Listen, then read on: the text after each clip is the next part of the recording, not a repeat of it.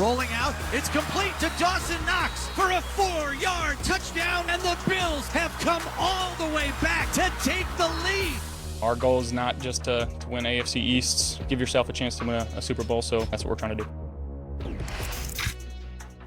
The Patriots blew a 21-point lead at home on Sunday versus the Bills, and that snapped their 10-game win streak.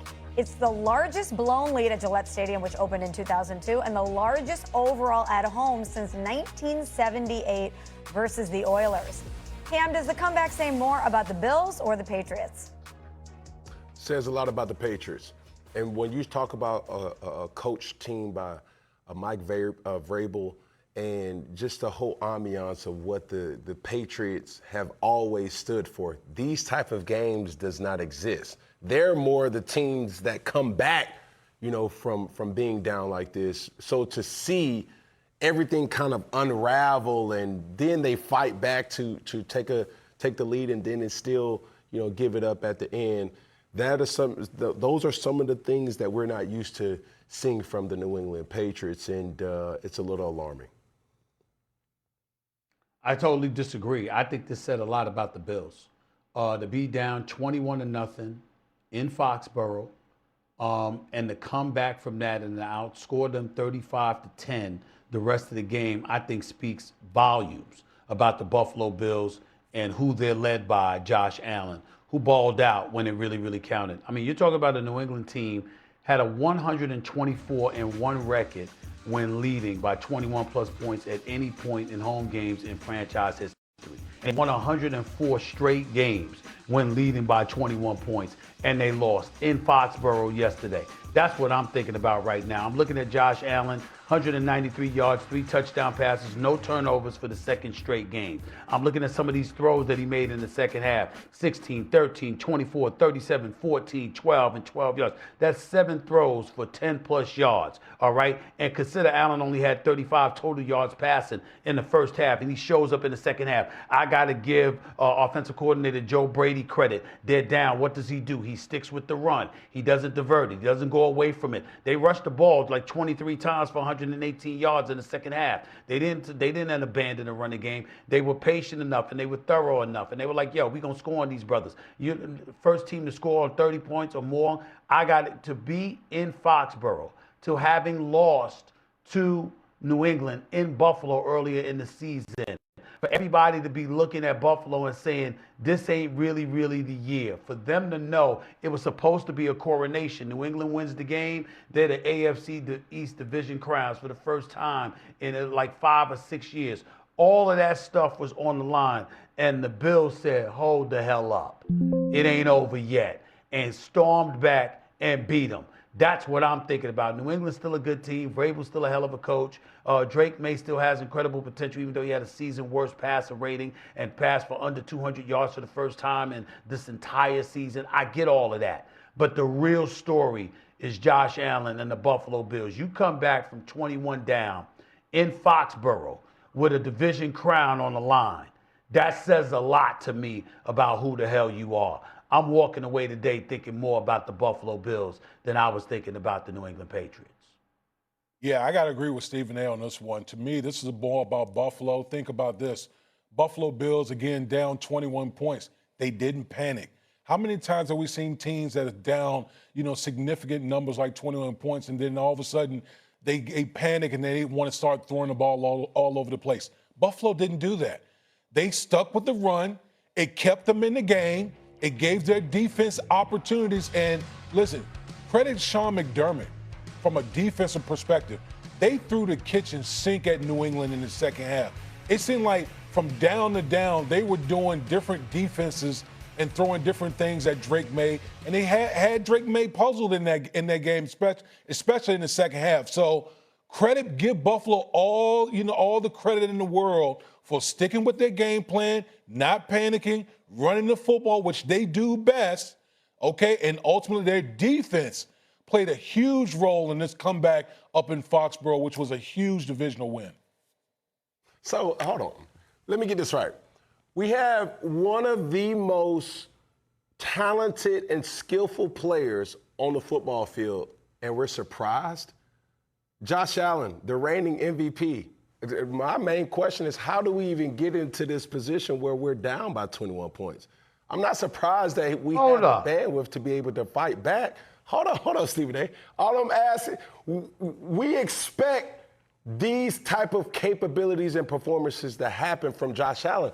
That's how skillful and how talented he is. We do not expect the New England Patriots to blow leads. That's why it's a little alarming for me to say, hold on, if anybody was given these circumstances to say, in Foxborough, the New England Patriots are leading by 21 points. It doesn't matter if it's the first quarter, second quarter, third quarter, or fourth quarter. Do you expect them to win? Everybody would unanimously say yes. That's my debate, and that's my topic of saying, like, hold on, bro. Well, we don't expect these type of teams to unravel like they did. Tomato, tomato. You know, you're talking about who expects New England to lose a 21-point lead. Who the hell expects Josh Allen to be down 21-0 on the road against the New England Patriots? You don't anticipate that. You don't anticipate New England running roughshod over them. And then not only that, the Bills looked absolutely done, especially when you consider the fact that New England's been playing this year. They've surprised everybody. They got the lead in the AFC East. They went to Buffalo, and they beat them. And it's a division crown on the line, a new coronation was scheduled to take place. And Josh Allen pumped the brakes on that. And last time I checked, I've seen Cam Newton come here on many, many occasions, allowing us or reminding us, yo, this is football. Any given Sunday, anything can happen. You're not always going to be on your A game. I don't give a damn how great you are. You're going to see stuff happen. Guess what? Tom Brady is the GOAT. 7 Super Bowl championships. Wasn't he down 28-3 in one Super Bowl against Atlanta? Did we expect him to come back after he was down 21-3? It was a Herculean effort. Now, granted, Kyle Shanahan, Mr. Offensive Genius, the offensive coordinator, that forgot to tell Matt Ryan and Julio Jones and them, stop throwing the damn ball, let's run it, let's use the clock as our friend. Granted, they were assisted to some degree, but in the end, you come back from a 28-3 deficit in the damn Super Bowl. That matters. Why? Because nobody expected you to, even if you are that great.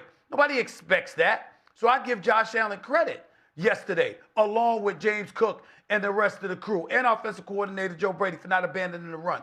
Because when they were down 21-0, we were like, damn, they about to get up out of here. New England is everything people been saying they are. Oh, what the hell is this? And Buffalo said, nah, they what you thought they were, because we here.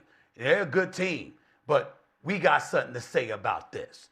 That's what Buffalo did yesterday in Foxborough. I got to give credit where credit is due to them.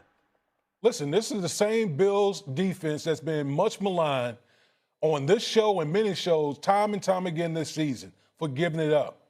Credit to Buffalo in the second half. They made adjustments. Their defense, again, like I said earlier, was throwing the kitchen sink at Drake May. All different types of defense to confuse that young man, which they did, which allowed the Buffalo Bills to stay within their game plan, which is to run the football. And so I got to give it all the credit to Sean McDermott, Joe Brady. Okay, the list goes on and on. James Cook for running the heck out of the rock. Buffalo clawed their way back on the road.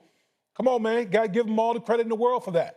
Well, let's look forward to Monday Night Football. It's time for DraftKings Cover 3 Parlay, and we've got 3 picks all for tonight's game. Let's run through this. Damien, you're going with Devon A-Chain to finish with 25 or more receiving yards. Why is that? Yeah, I mean, listen, this Devon A-Chain is on a heater right now. I think he's second in the league in rushing, but also when you talk about like the screen game of the Miami Dolphins, I think he can lay waste to this Pittsburgh Steelers defense. So I think he's going to play a big role as far as the passing game is concerned.